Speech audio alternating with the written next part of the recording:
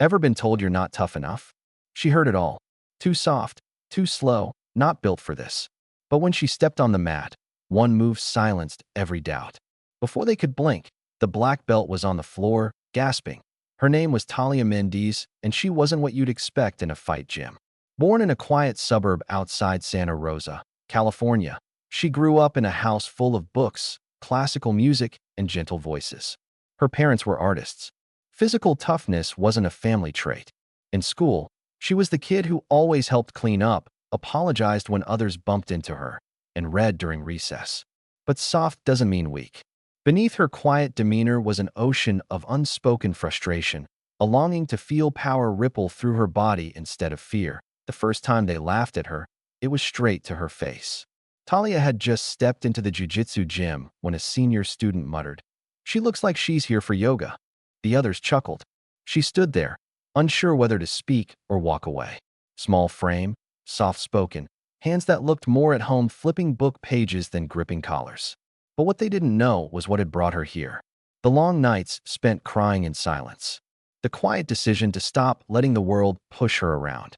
That first laugh echoed in her memory every night she trained alone. She didn't say anything that day. She was there to learn, and eventually she'd teach them something too. The gym wasn't kind. There were no encouraging cheers when she fumbled through drills, no nods of recognition when she arrived early or stayed late. She was invisible unless someone needed a warm-up partner to dominate. And yet, every evening she returned. Each time she tied her belt, she felt it cinch a little tighter around her resolve. She didn't make friends in the beginning. Talia became a ghost at practice, present but not part of anything. Without the distractions of friendship or validation, she tuned into the mechanics. Every movement of the hip, every grip on the sleeve, every breath her opponent took, she studied it all. After class, while the others left, she stayed, practicing solo drills until the lights flickered. The gym called itself Iron Ground, dominated by egos and testosterone. Newcomers were either absorbed into the clique or ignored entirely. No one showed her proper foot placement. No one corrected her sweeps. When sparring rounds began, she was the last to be picked, if she was picked at all. Some rolled with her reluctantly. Others simply waved her off. The ridicule was constant. A chuckle when she lost balance, whispers from the sidelines. They called her nicknames. Tissue, Feather, Princess Tap. But behind the teasing was fear disguised as arrogance. Her refusal to quit unsettled them. What they mistook for weakness was actually patience. People assumed softness meant safety. But Talia's eyes had seen more than most could guess. She had watched her older brother spiral into addiction. She had sat by her mother's hospital bed through sleepless nights. She had endured life itself, quietly, without complaint. That softness they mocked wasn't naivety. It was restraint. She went home with bruises that looked like war stories. Her room smelled like tiger balm and ambition. Her victories were silent like her suffering.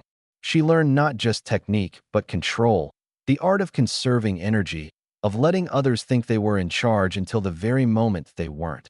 Coach Daniels ran the gym like a kingdom. His favorites were warriors he could mold into metal machines. Talia didn't fit that mold. To him, she was barely worth a nod. He never corrected her form, never praised her effort. But there's a funny thing about ignoring someone for too long. They stop trying to be seen and start building something no one can ignore. It happened during an open mat session on a rainy Thursday. A visiting black belt from a sister gym had stopped by. Lucas Ferrer, known for being technical and cocky. "Who's next?" he asked after easily dispatching 2 blue belts. Then, almost without thinking, Talia stood. The room went still. Daniels raised an eyebrow. "You sure?" She nodded once. Ferrer smirked, clearly amused. Corey whispered, "She's going to get wrecked." The moment she squared off against Lucas Ferrer, the room leaned in. Talia bowed, then settled into her stance. Ferrer moved quickly, trying to collar, drag her off balance. But Talia didn't flinch. She absorbed the grip, shifted her weight, and mirrored his force without panic. She gripped his sleeve with precision and began to control the tempo.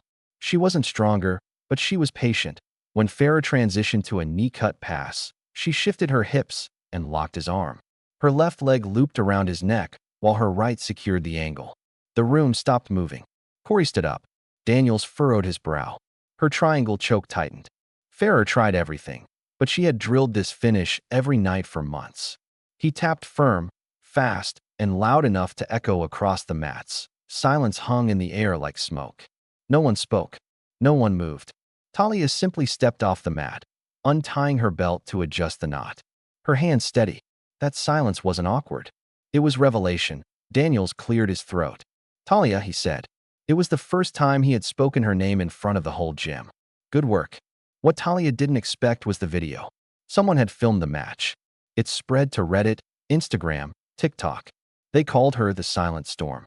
Comments poured in, women thanking her for inspiration, coaches rethinking what they taught about underestimating students. Viral or not, her journey wasn't about views. It was about proving to herself that she could be both soft and unstoppable. Now when Talia walks into the gym, no one looks past her. The respect she receives is subtle.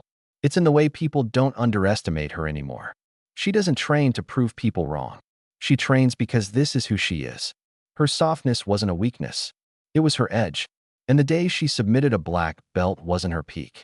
It was just a reminder that when you embrace who you are, even the parts others mock, you don't just survive. You rise. You stun. You choke doubt itself into silence.